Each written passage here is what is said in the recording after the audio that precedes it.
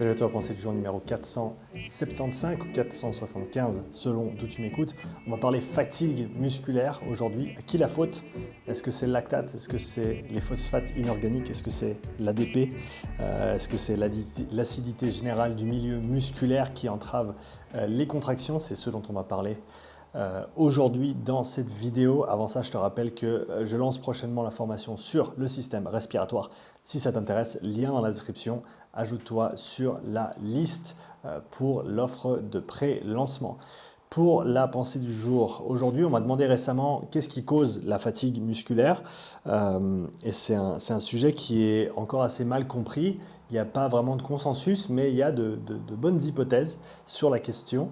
Et je me suis référé notamment à une étude de 2020 que je te mettrai bien sûr en lien dans la description, qui parle d'un modèle assez intéressant, modèle dans lequel ils ont utilisé le phosphate inorganique comme, on va dire, point d'ancrage principal, en sachant que, et ça a été bien documenté déjà, qu'il y a différents métabolites qui vont s'accumuler lors de l'entraînement ou lors d'un effort physique.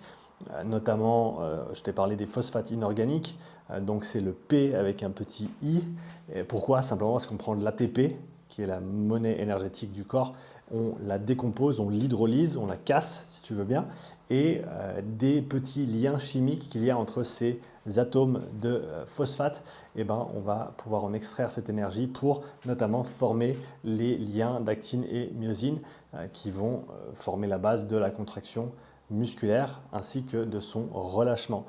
Et de cette dégradation de l'ATP, si on veut bien, va en résulter une accumulation d'ADP, pardon. On a cassé l'ATP, on a de l'ADP, adénosine diphosphate, et on a un petit P qui se promène également.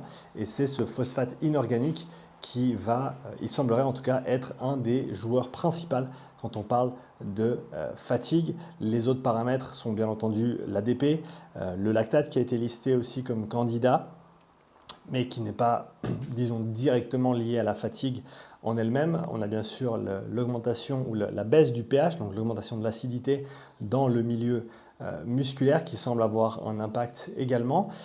Et ce qu'ils ont trouvé, en tout cas dans cette modélisation de la fatigue musculaire, c'est un effet important de l'accumulation des phosphates inorganiques dans le cytosol de la cellule.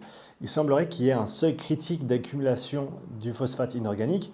Pour ceux qui comprennent les concepts de puissance critique et de vitesse critique, si le terme seuil critique vous a mis la puce à l'oreille, c'est normal et c'est bien d'ailleurs. D'après ce papier, en tout cas, il y a une relation intéressante entre la courbure de la relation puissance-durée que tu connais avec la puissance critique et cette accumulation de phosphate inorganique. D'après le modèle, si je me souviens bien, ils ont un seuil de 18 millimoles au niveau de la cellule, au niveau de ce seuil d'accumulation. Et une fois que l'accumulation de phosphate inorganique dépasse ce seuil critique de 18 millimoles, il semblerait qu'il y ait une cascade d'événements. Pour faire simple, quand tu dépasses ce seuil critique de phosphate inorganique, cela engendre une utilisation supplémentaire d'oxygène, d'ATP et donc d'oxygène, qui serait une des causes de la composante lente de la VO2. Donc si tu as déjà entendu parler de la composante lente de la VO2, il semblerait que ce soit lié à cette utilisation supplémentaire d'ATP engendrée par cette accumulation de phosphate inorganique. Donc je reprends. Les phosphates inorganiques passent le seuil des 18 millimoles, ce qui commence à engendrer une utilisation supplémentaire d'oxygène et d'ATP. Et cette hydrolyse supplémentaire d'ATP va continuer à faire augmenter ce seuil de phosphate inorganique jusqu'à ce qu'un seuil maximal soit atteint. Je crois que c'était 25 millimoles dans l'étude, au-delà duquel on ne peut plus continuer les contractions musculaires, au-delà de laquelle la fatigue est trop importante et on est forcé d'arrêter la tâche qui est en cours ou l'effort qui est en cours. Donc il se passe plusieurs choses au niveau de ce phosphate qui s'accumule. Donc comme je te l'ai dit, cette accumulation au-delà du seuil critique semble engendrer une utilisation supplémentaire d'oxygène et d'ATP. et qui a cet effet de cascade vers le haut. Les phosphates inorganiques qui ont un impact direct sur la formation des ponts actine-myosine, c'est-à-dire que quand il y a une grande accumulation de phosphates inorganiques, ça va entraver ce mécanisme de pontage pour la contraction musculaire. Ça va également réduire la sensibilité myofibrillaire au calcium, calcium qui est nécessaire pour, on va dire, initier ces contractions musculaires. Et il semblerait que les phosphates inorganiques puissent également se précipiter ou précipiter avec le calcium dans le réticulum sarcoplasmique et ainsi donner moins en fait ou laisser moins de calcium disponible pour activer ces contractions musculaires. Donc ce phosphate inorganique qui a véritablement un effet direct sur ces différents paramètres de contraction musculaire et qui semble vraiment entraver entraver ces contractions musculaires et être en tout cas un grand candidat, un très bon candidat pour la fatigue musculaire, en tout cas quand on parle d'efforts de haute intensité. Après, on sait que quand on parle d'efforts d'intensité qui sont en dessous, disons, du seuil ou du deuxième seuil, là, on va avoir des paramètres de fatigue qui vont être plutôt liés à la disponibilité du glycogène, c'est-à-dire que quand tu n'as plus assez de glycogène dans le corps, alors tu en auras toujours assez pour survivre, mais arrivé à un certain moment, un peu comme à l'image de ton réservoir dans la voiture, quand tu arrives à un certain niveau, tu vas avoir un petit signal d'alarme. C'est pareil dans le corps, ton corps ne te laisse pas descendre à zéro glycogène, parce que sinon tes fonctions cellulaires ne pourraient plus être maintenues. Donc tu vas en garder un petit peu, mais ça va être un seuil au-delà duquel tu ne pourras pas aller sans devoir ralentir, voire t'arrêter.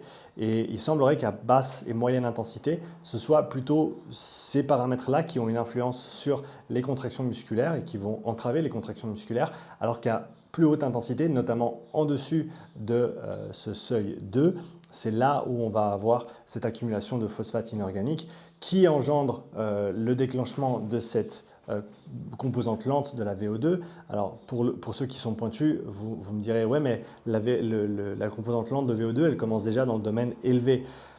Ben oui, je pense que si on fait le parallèle avec ces domaines d'intensité, il semblerait que ce premier seuil, en gros, soit équivalent, si on veut bien dans ce modèle, à ces 18 millimoles, à ce seuil critique, au-delà duquel on a cette composante lente qui se forme.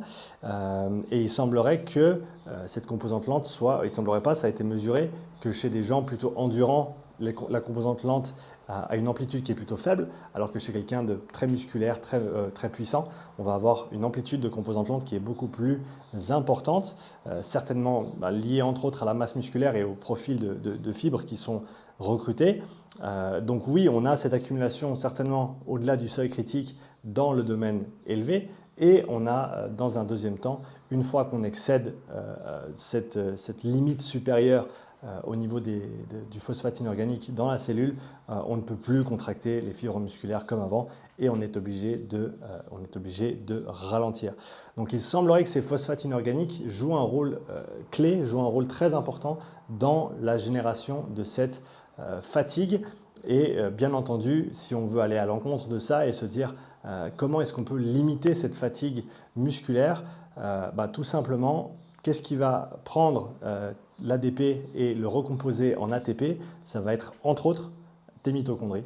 Et donc en développant ton réseau mitochondrial, tu peux faire rentrer plus d'ADP dans ta mitochondrie par unité de temps, tu peux la recycler plus vite, la retourner en ATP, réduire par là même ces niveaux de phosphate inorganique et ainsi ralentir la fatigue musculaire et te donner plus de temps avant d'atteindre l'échec musculaire. Donc voilà pour la petite histoire sur la fatigue. Je te rappelle que le lien vers cette étude est dans la description de la vidéo. Si tu souhaites voir plus de pensées du jour un petit peu plus entre guillemets recherchées, si j'ose utiliser ce terme-là, voire même je me pose à l'ordi et je passe en revue quelques études. Si c'est ce genre de choses qui t'intéressent, mets-moi un commentaire dessous s'il te plaît. C'est le genre de vidéo que j'aime bien mais que je prends rarement le temps de faire. Je vais être honnête avec toi. Donc si c'est quelque chose qui t'intéresse, laisse-moi un commentaire. En tout cas, merci pour ton soutien. N'oublie pas de me laisser un like et je te dis à bientôt pour une nouvelle pensée du jour. Ciao.